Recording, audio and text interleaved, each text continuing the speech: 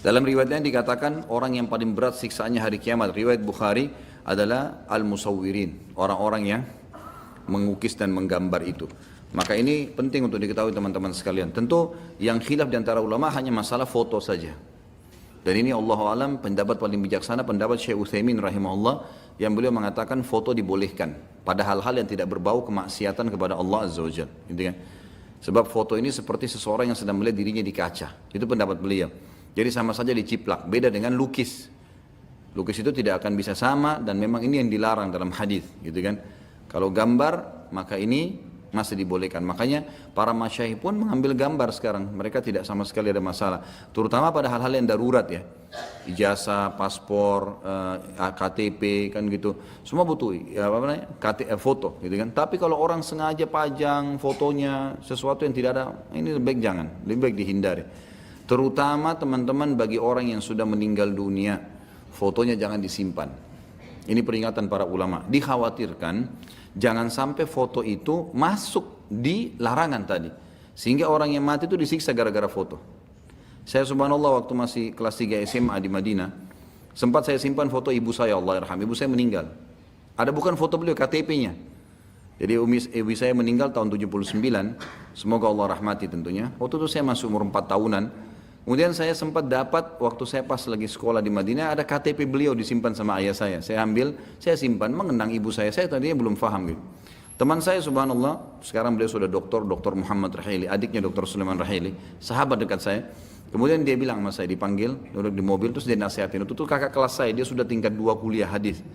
Dia bilang, Khalid, ente enggak berpikir akhi tentang masalah foto ibu ente kalau ente simpan. Karena pernah saya sampaikan kalau ada saya simpan. Saya bilang kenapa akhi? Hadisnya tuh terlalu tegas gitu. Orang yang paling berat siksaan hari kiamat, neraka nanti akan mengancam, akan menyiksa orang-orang yang punya gambar, lukisan. Anggaplah kalau itu patung, oke. Tapi kalau foto kira-kira masuk, kalau masuk misalnya minimal, bagaimana nasib ibu ente? Gitu kan? Lebih baik jangan disimpan. Allahu alam, dan saran saya ente musnahkan. Saya nggak pakai tunggu waktu itu. Saya minta korek dari rumahnya, saya bakar dan alhamdulillah saya tidak simpan lagi. Karena mengenang orang tua kita dan kerabat kita sudah meninggal teman-teman dengan memperbanyak amal saleh buat mereka, bukan dengan fotonya. Ya, bahaya. Apalagi kalau foto ibu kita tidak tutup aurat misalnya. Orang-orang dulu kadang-kadang tidak tutup aurat, ya kan? Ini malah berbahaya.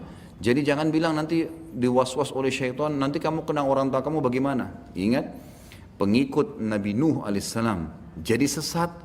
Justru karena datangnya iblis menjelma dalam hadis Bukhari dan berkata kepada mereka, maukah kalian mengenang orang-orang soleh itu Nuh dengan para sahabatnya? Maka kata generasi tabiinnya ini tentu saja. Kata iblis menjelma jadi manusia, dia mengatakan, kenapa kalian tidak buat patungnya? Atau gambarnya dipahat, dibuatkan bingkai, kayak kita sekarang foto atau lukisan. Kalian taruh di rumah-rumah kalian, tidak untuk disembah, untuk dikenang. Supaya kalian kalau lihat, maka kalian selalu termotivasi ibadah.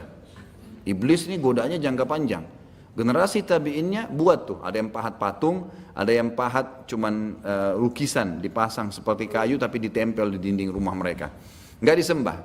Subhanallah, setelah habis generasi tabiinnya, datang tabiinnya, gitu kan? Barulah iblis datang lagi mengatakan orang tua kalian dulu tidak meletakkan ini kosong, tapi menjadikan mereka perantara dengan Allah karena mereka orang soleh. Amal kalian tidak seimbang dengan amal mereka. Mulailah mereka menyembah berhala-berhala, akhirnya terjadi kemusyrikan. Hati-hati teman-teman sekalian, gitu kan? Kita tidak tahu nanti foto-foto ini. Ini amannya ya. Kalau mau lebih aman, yang terbaik kita mengenang orang tua, kakek kita semua bukan dengan foto tapi dengan amal soleh, banyak doakan. Yang dibolehkan dalam agama, gitu kan? Menyebut-nyebut kebaikan mereka, bersedekah buat mereka, itu jauh lebih baik. Cukup nama dan selesai. Nabi SAW tidak ada fotonya. Kalau Allah mau, bisa ada gambar Nabi SAW. Bisa, tapi Allah nggak abadikan. Cukup ditahu ini ada nama Nabi Muhammad SAW, kita bacakan salawat buat beliau. Oh ini ada sahabat-sahabat yang masuk surga, 10 orang dan sahabat-sahabat yang punya kemuliaan. Dan ini fadilah-fadilahnya dinukil dalam buku-buku supaya kita tahu fadilah mereka, dicontohi. Hanya itu. Bukan dikenang dengan gambar, karena ini berbahaya sekali efeknya. Jadi saya sarankan keluarga kita yang sudah meninggal, maka jangan dipajang apalagi disimpan. Foto kita pun lebih baik kita simpan teman-teman. Kalau darurat, Syekh Utsaimin menganjurkan agar tetap jangan pelanggaran agama. Maksudnya, kalau kita punya foto, mungkin foto perkawinan, mungkin foto istri atau foto suami, foto anak dibutuhkan, ditaruh di album disimpan.